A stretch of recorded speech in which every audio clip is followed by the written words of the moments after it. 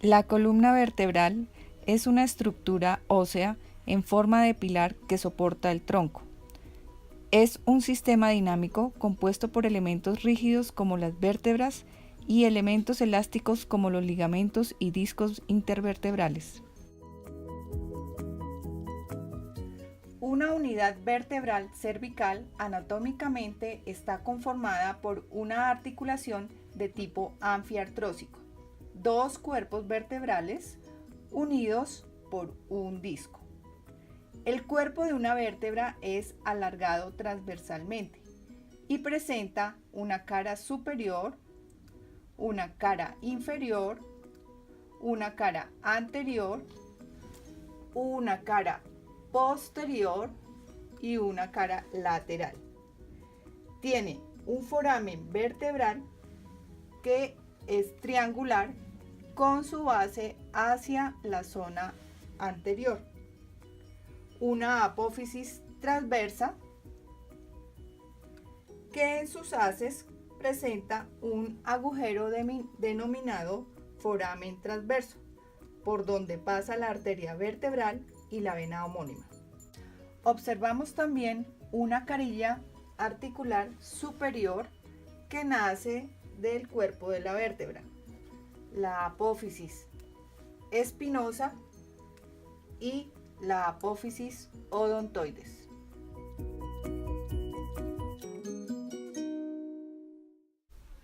Una unidad vertebral está formada por los cuerpos vertebrales que se articulan unos con otros por medio de una articulación de tipo anfiartrósico, uniendo dos caras vertebrales por medio de un disco intervertebral. Estructura de gran importancia mecánica y funcional, ya que actúa como amortiguador hidráulico de las tensiones y cargas axiales, permitiendo movimientos de extensión, flexión, rotación, inclinación y sus combinaciones.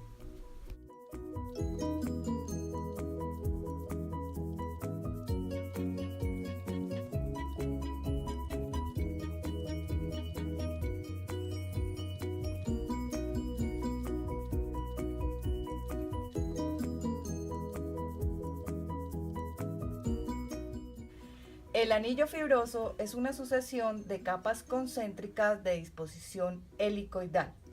Las capas más internas en sentido centrípeto están en disposición horizontal, logrando continuamente contener el núcleo pulposo y pretensionarlo.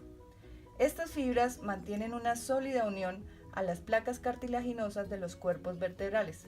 Las más periféricas son de colágeno tipo 1, que se entremezclan con los ligamentos longitudinales anterior y posterior, mientras que las internas son fibrocartilaginosas. El núcleo pulposo, formado en torno a los restos de la notocorda, tiene consistencia gelatinosa, altamente hidrofílico. El agua del disco está unido de forma iónica a la matriz, proveyéndolo de elasticidad. Una vértebra se compone de 25% de agua, el anillo fibroso del 70% y el núcleo pulposo del 90% de agua. Químicamente formado por una sustancia fundamental a base de mucopolisacáridos, sulfato de condroitina mezclados con proteínas, ácido hialurónico y queratosulfatos.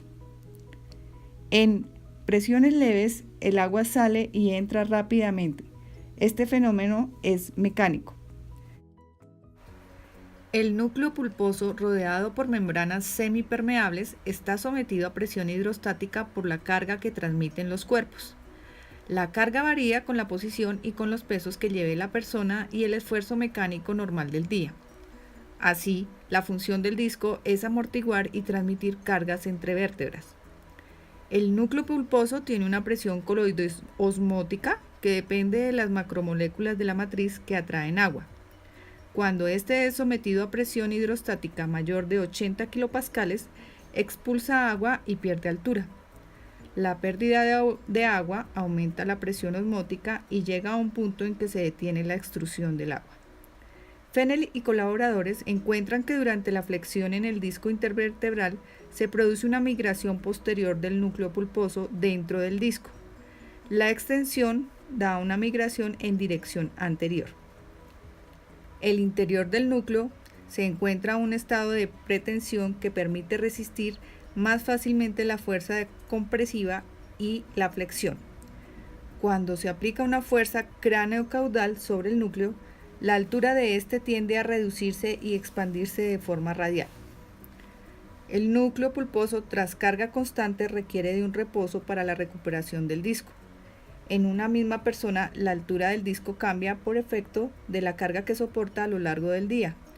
La deshidratación del disco provoca un acortamiento de 1.5 a 2 centímetros de la estatura total del individuo. Anderson, 1999.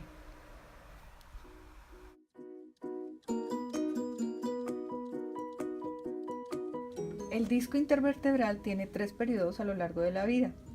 Una fase inicial en el adolescente y adulto joven, una fase de estado en el adulto y una fase tardía en el anciano. El proceso se inicia al disminuir la actividad metabólica de las células discales, disminución de la síntesis de macromoléculas del núcleo y alteración de las fibras del ánulo. En la fase inicial, la pérdida de turgencia del núcleo abomba el anillo y permite un desplazamiento de las fibras externas presionadas por el núcleo pulposo que se desplaza durante los movimientos. En el segundo periodo, en la fase intermedia entre 20 y 60 años, las fibras se abomban y están sometidas a la presión del núcleo, por lo que comienzan a fisurarse. A través de estas fisuras emigran fragmentos del núcleo pulposo. Se hace una protrusión. Si la fisuración es mayor, el contenido sale y se forma una hernia que se ubica frecuentemente en la parte posterior, entrando en contacto con el ligamento común posterior. La irritación de su inervación da síntomas. Los cambios en el núcleo pulposo con pérdida de turgencia y el aplastamiento del ánulo producen inestabilidad. El núcleo pulposo se fragmenta y cavita de forma progresiva.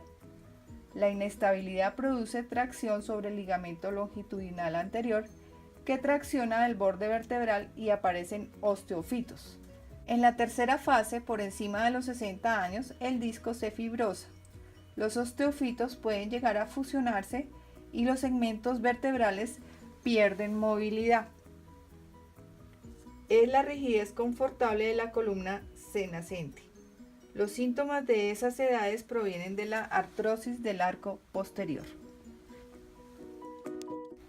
Ya que la gravedad y la naturaleza de los síntomas descritos varía considerablemente en función de los siguientes factores, como el peso del individuo, su modo de vida, la actividad física, la atención prestada al respecto de las curvaturas vertebrales, la menopausia en la mujer, la herencia genética.